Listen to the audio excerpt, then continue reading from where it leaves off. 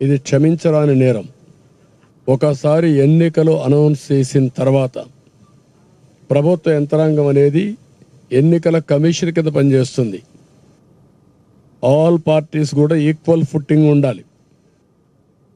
ఈరోజు ముఖ్యమంత్రి ఆఫీసు కూడా ఎన్నికల్లో పనిచేసుకున్నప్పుడు మాతో సమానంగానే ఉండాలి. అన్ని రాజకీయ పార్టీలు కూడా సమానంగానే ఉంటాయి, సమాన అవకాశాలు ఉంటాయి.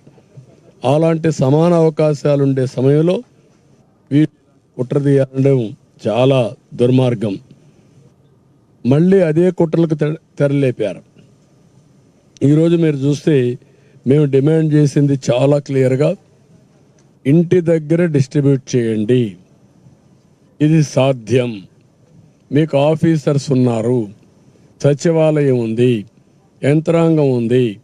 ఇది పెద్ద కష్టమైన పని కాదు అని చాలా స్పష్టంగా చెప్తే మళ్ళీ ఈ ముఖ్యమంత్రి ప్రధాన కార్యదర్శి, ప్రభుత్వ ప్రధాన కార్యదర్శి జవహర్ రెడ్డి, పిఎంఓలో ఉండే ముఖ్య పైరవికారుడు, పెద్ద పైరవికారుడు ఇతను ధనంజయ రెడ్డి, ఇదే పని ఒక మిడిల్ మ్యాన్ బ్రోకరేజ్ చేస్తూ ఉంటాడు ఆయన. ఇంకొక పక్క సెర్ఫ్ సిఇఓ మురళీధర్ రెడ్డి, వీళ్ళు కలిసి మళ్ళీ అదే కుట్రకు తెరలేపారు. ఈరోజు మా డిమాండ్ చాలా స్పష్టంగా చాలాసార్లు వెళ్ళాం, ఎలక్షన్ కమిషన్కి ఇచ్చాం, సిఎస్ ఇచ్చాం, చీఫ్ సెక్రటరీకి ఇచ్చాం, గవర్నర్కి ఇచ్చాం. ఎన్డీఏ పార్ట్నర్స్ అన్నీ కూడా అందరం కలిసి ఇంటి దగ్గరనే డిస్ట్రిబ్యూట్ చేయాలి, ఇది సాధ్యం, దీనికి అనుకూలమైన స్టాఫ్ ఉన్నారు అని చాలా స్పష్టంగా రిప్రజెంటేషన్స్ ఇచ్చాం. ఇచ్చినప్పటికీ ఈరోజు మీరు చూస్తే ఎన్నికల కమిషన్ ఒకటి చెప్పారు, ఇది పెద్ద కష్టం కాదు, మీరు ఏ విధంగా అయినా సరే దీన్ని అమలు చేయమని వాళ్ళు పంపించారు. ఆమోదయోగ్యంగా అమలు చేయమని పంపించారు. అమలు చేయమని పంపించి ఆదేశాలు ఇస్తే పోయినసారి జరిగిన సంఘటనలు పునరావృతం కాకుండా కూడా చూడమన్నారు. ఈ 33 ఏవైతే హత్యలు జరిగాయో అలాంటి జరగనీయకుండా చూడండి, ఇవన్నీ కూడా జాగ్రత్తగా చేయమని చెప్పారు. చెప్పిన తర్వాత ఈరోజు చూస్తే మళ్ళీ ఒక విషయంలో మీరు చూసుకున్నప్పుడు వీళ్ళందరికీ 1,20,000 మంది, 26,000 మంది స్టాఫ్ ఉన్నారు, 15,000 మంది పంచాయతీ సెక్రటరీలు ఉన్నారు, 5,000 మంది వెలుగు సిబ్బంది ఉన్నారు, 5,000 మంది వ్యవసాయ సిబ్బంది ఉన్నారు, 3,000 మంది హార్టికల్చర్ సిబ్బంది ఉన్నారు. వీళ్ళందరూ గ్రామ స్థాయిలో ఉన్నారు. అంటే మొత్తం కలిసి వీళ్ళంతా ఒక్కొక్క వ్యక్తి ఇవ్వాల్సిన 45 పెన్షన్లు. ఆ ఊర్లో ఉండే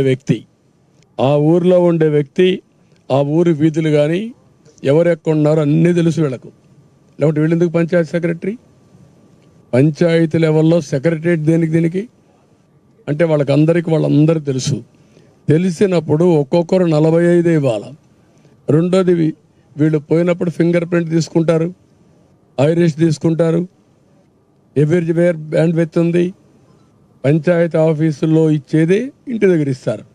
దానికి వీళ్ళకి ఇబ్బంది ఏంటి అంటే అది చేయకుండా ఈరోజు మీరు చూసి మొండికేశారు.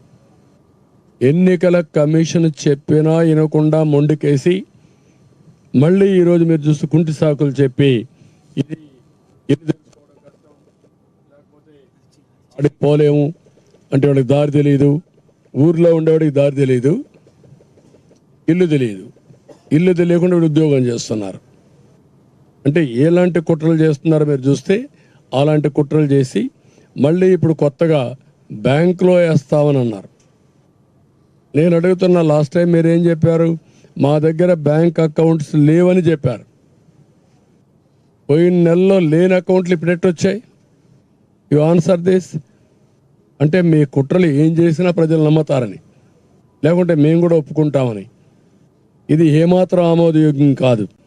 ఈరోజు మీరు చూస్తే వాళ్ళు చెప్పినట్లు చూస్తే ఆధార్ లింక్ అయిన ఉన్న లబ్ధిదారులందరికీ బ్యాంకులో వేస్తాం, మిగిలిన వాళ్ళందరికీ ఇంటికి పోయి ఇస్తామంటున్నారు.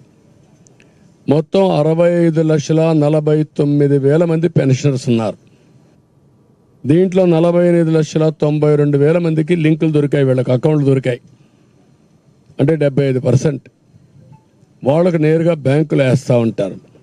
మిగిలిన వాళ్ళందరూ ఎవరైతే వికలాంగులు, లింకులు లేని వాళ్ళు, పోలేని వాళ్ళు, అనారోగ్యంగా ఉండేవాళ్ళు, వాళ్ళు 16,57,000 మంది ఉన్నారంటున్నారు. ఎవరు పోలేరు? మీ దగ్గర లింక్ అడ్రస్ ఉందా? వెరిఫై చేశారా మీరు? ఎప్పుడు వెరిఫై చేశారు? రాత్రి చేశారా?